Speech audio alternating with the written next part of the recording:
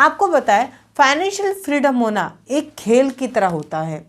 आपको पता है एक चीज़ सोचनी होगी आपको, फाइनेंशियल फ्रीडम दो तरह की होती हैं। एक होती है कि आप ज़िंदगी में कभी भी कमाना नहीं चाहते, इतना ही पैसा आपने पहले कमा लिया है।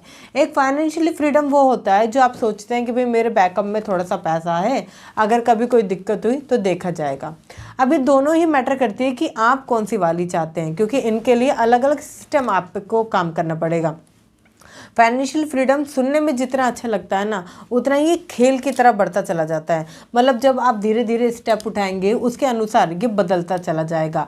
आज आप कुछ और कर रहे हैं, कल कुछ और होगा, उसके हिसाब से आप देखेंगे अभी आपने ये स्टेप उठाया फर्स्ट, फिर सेकंड, ये खेल की तरह होगा। जैसे खेल में लेवल होते हैं ना, उसकी तरह। मगर आपको ये समझना होगा कि एंड द रेट जीतना आपको है, हारना नहीं है। बहुत सारे लोगों को कंपाउंडिंग का मतलब नहीं पता। कंपाउंडिंग का मतलब आपको पता है कि एक चीज़ समझिए, लोगों को लगता है कि हम बहुत बड़ी इन्वेस्टमेंट एक दिन शुरू करेंगे 1 लाख 2 लाख की, और हमारे पास एक बैकअप अच्छा होगा। नहीं, इन्वेस्टमेंट साफ सीधा कहती है चाहे आप पैसे कम दो मगर समय ज़्यादा दो, चाहे आप आज मात्र 500 रुपये दो मगर टाइम दो कम से कम 30 से 40 साल का। कहने का मतलब अगर आज आपकी उम्र 25 साल है और आप 60 साल तक जीने वाले हैं, लगभग 35 साल आपके पास होते हैं, 35 से 40 साल, तो आपको ये समय देना है। ना कि आप ये सोचो कि मैं इन्वेस्टमेंट 40 की उम्र में शुरू करूँगा और मैं उस समय पर 2 से 2.5 लाख रुपए की मंथली इन्वेस्टमेंट करूँगा। तो ये ना तो पॉसिबल है, क्योंकि उस टाइम पर पता नहीं कंडीशन क्या होगी, और उतना जो आपने 15 से 20 साल यहाँ पर वेस्ट कर दिया वो वहाँ पर इंक्लूड होकर भी वो अमाउंट बड़ी नहीं हो पाएगी, क्योंकि इन्वेस्टमेंट हमेशा टाइम मांगती है। इसलिए चाहे आप कितनी भी छोटी अमाउंट से आज शुरू करें, इन्वेस्टमेंट ज़रूर करें, जिससे कि आप फाइनेंशियली फ्रीडम को समझ पाएँ कि फाइनेंशियल फ्रीडम का मतलब क्या है। आपको अपना कैश फ्लो देखने की ज़रूरत है कि आपका कैश फ्लो कितना है। सपोज़ आपकी इनकम अभी 30,000 रुपये की है, ठीक है, और जो आपका एक्सपेंस निकल कर आता है वो मानकर चलते हैं कि 25,000 रुपये का है, ठीक है, और आपकी जो सेविंग है वो मात्र 5,000 रुपये निकलती है। Income minus expense is equal to your saving, your net cash flow, मतलब आपके हाथ में कितना पैसा बचा है अभी। कई सारे लोगों को पता ही नहीं होता, लोग कहते हैं कि हमारी सैलरी कब आई कब चली गई, 10 तारीख, ये सारी चीज़ें उनके माइंड में रहती हैं। मगर जब तक आप अपना नेट कैश फ्लो नहीं देखेंगे तब तक कुछ नहीं होने वाला, क्योंकि कहीं ना कहीं आपको पता होना चाहिए कि मंथली के कुछ पैसे आप अपने लिए निकाल रहे हो या नहीं।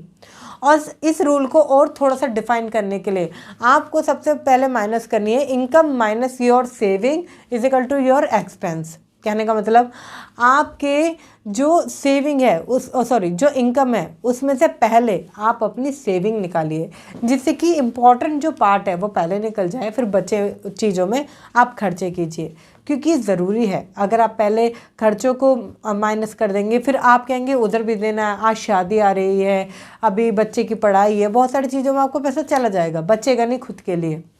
हमेशा खुद के लिए बचाएं। अगला रूल आता है 6 महीने का इमरजेंसी फ़ंड तैयार करें। बहुत सारे लोग इस बात को समझते नहीं है कि इमरजेंसी फ़ंड तैयार करना बहुत ज़रूरी है। एक कहानी से समझाती हूँ। आप हो, ठीक है, आप अपनी फैमिली में कमाने वाले इकलौते पर्सन हो। बहुत सारे घर में या तो 2 पर्सन कमाते हैं और अधिकतर तो घरों में एक ही पर्सन कमाते हैं जो मेल पर्सन है, ठीक है। आप अपने घर में कमाने वाले एक पर्सन हो, ठीक है। खुदा ना खास्ता अगर आपके साथ कोई अनहोनी हो जाती है, ठीक है, हो सकता है या किसी प्रकार की आपको कोई प्रॉब्लम आ गई, कोई इमरजेंसी आ गई, कोई मेडिकल कंडीशन ख़राब हो जाती है, तो आपके घर में कमाने वाला कोई नहीं बचता। तो आपके पास अगर इमरजेंसी फ़ंड तैयार होगा तो ये सारी चीज़ें आपको नहीं घेरेंगी। इमरजेंसी फ़ंड होता है कि आपके जितने भी खाने के खर्चे हैं, रहना है, सब कुछ है, हाँ, वो उन खर्चों में हो जाएगा। हो सकता है कि जब आप इमरजेंसी फ़ंड तैयार कर लो तो एक अच्छा बैकअप आपके लिए सपोर्टिव तैयार हो जाए, जिससे कि इन फ्यूचर आपकी फैमिली को किसी के आगे हाथ ना फैलाना पड़े। आपको समझदारी की ज़रूरत है कि हम कैसे ही कर सकते हैं। ये सब कुछ आता है फाइनेंस की लर्निंग से। जैसे कि अगर आप फाइनेंस की लर्निंग लेना चाहते हैं तो आपके लिए बूस्ट योर फाइनेंस, जहाँ पर मैं आपको सिखाती हूँ कौन सी हैं वो 11 गलतियाँ जिसमें कि आप गरीब बनने की ओर चले जाते हैं और गरीब ही रह जाते हैं। कौन सी वो 11 गलतियाँ जो आपको गरीब बनाने का काम करती हैं। 7 हैबिट्स जो आपके पर्स को हमेशा भरे रखेंगी, कभी भी आपके घर में पैसों की कमी नहीं होगी।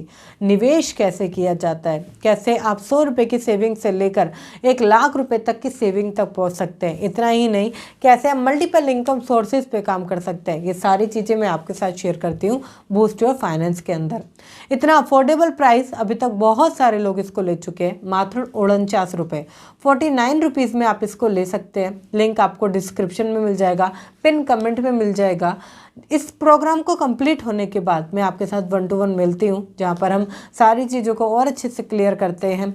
एक पूरा लाइव सेशन हम कंडक्ट करते हैं, उसके बाद आपके लिए रोड मैप बना कर देते हैं।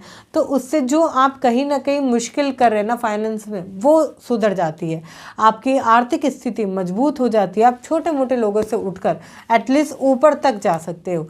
तो एक बार डिस्क्रिप्शन में दिए गए लिंक को ज़रूर चेकआउट करें, जिससे कि आप अपने लिए एक स्टेप ले सकें। आगे बढ़ते हैं। जब हमने इतना सब कुछ क्लियर कर लिया, फिर आता है सबसे इम्पॉर्टेंट कि आप अपनी हेल्थ को सिक्योर करें। तो हेल्थ को सिक्योर करने के लिए आपको हेल्थ इंश्योरेंस कराना पड़ेगा। हेल्थ इंश्योरेंस और टर्म इंश्योरेंस, ये दोनों ही बहुत अहम इंश्योरेंस में से आते हैं, क्योंकि टर्म इंश्योरेंस में बहुत कम मंथली इंस्टॉलमेंट जाती है, बट एक अच्छा बैकअप वहाँ से आपको मिलता है। लगभग आजकल ऐसे बहुत प्लान है जो 1 CR तक का आपको बैकअप देते हैं। और फिर आता है आपका हेल्थ इंश्योरेंस। देखिए, आज के समय में जितनी हेल्थ पर महंगाई है ना, उतनी कहीं भी नहीं है। आप देखिए, आज के समय में एक तो फल फ्रूट्स महंगे हैं, ऊपर से आप अगर दवाइयों की तरफ जाओगे तो वहाँ पर भी 14 to 15% वहाँ पे इन्फ्लेशन लगता है, मतलब कि 14 से 15% वहाँ पे इन्फ्लेशन चल रहा है दवाइयों पर। और इतना ही नहीं, जो टेस्ट है उन पर तो अलग ही है। मतलब आप बचने की कोशिश भी करोगे ना एक बार हॉस्पिटल में जाने के बाद, तो बचने की संभावना ना के बराबर है। इसमें ज़्यादा पैसा नहीं लगता। आज के समय में भी बहुत सारे ऐसे लोग हैं जो इसको नहीं कराते। मैं आपको बताऊं, इसमें ज़्यादा पैसा नहीं लगता, थोड़ा सा टाइम लगता है, थोड़ी सी आपकी नॉलेज लगती है, और बहुत कम पैसे के साथ आप इसकी शुरुआत कर सकते हैं। ये एक बहुत ही ज़रूरी इंश्योरेंस है आपकी लाइफ का, ज़रूर कीजिए इसे। फिर आता है इसमें 50-30-20 रूल। 50-30-20 रूल क्या कहता है आपको बताऊँ। आपकी सैलरी में से मान के चलते हैं आपकी सैलरी 100% है, ठीक है, आपको 50% इसमें अलग कर देना है आपके खर्चों के ऊपर। 30% आपकी जितने भी डिज़ायर है, वांट है, जितने भी इम्पोर्टेंट चीज़ें जो आपको लगती है उस पर खर्च कर सकते हैं। 20% आपको सेविंग एंड इन्वेस्टमेंट में डालना है, ठीक है। फिर इसमें अगला रूल आता है आपका 100 - एज रूल। कुछ लोग कहते हैं कि हम कितना इन्वेस्टमेंट करें, इक्विटी में कितना करें, डेप्ट में कितना करें। इसका सबसे बढ़िया रूल है, मानकर चलते हैं कि आपकी उम्र अभी 30 साल है, ठीक है, तो 100 में से आप 30 माइनस कीजिए, 70 बचे।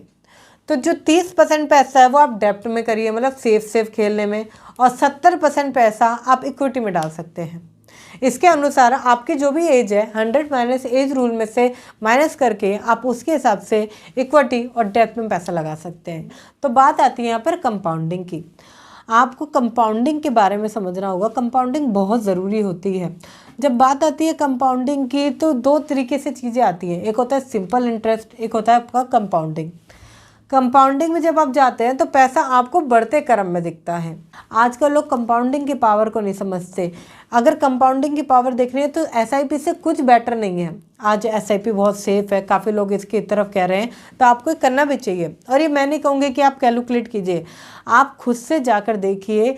सिंपल इंटरेस्ट आजकल हर जगह मिल रहा है, बैंक में मिल रहा है, आपको छोटी मोटी इंश्योरेंस पॉलिसीज़ में मिलता है। अगला रूल आता है आपका रूल ऑफ 72 रूल क्या कहता है। सपोज अभी आपको ये मानकर चलिए कि 6% आपको इंटरेस्ट मिल रहा है एफडी पर, तो कितने टाइम में आपका पैसा डबल होगा। तो आप 72 को, मतलब 72 को अगर 6 से डिवाइड कर दोगे तो आपके पास एक रियल सही आंसर निकल आएगा कि हाँ, मेरा पैसा लगभग 12 साल में डबल होगा, राइट।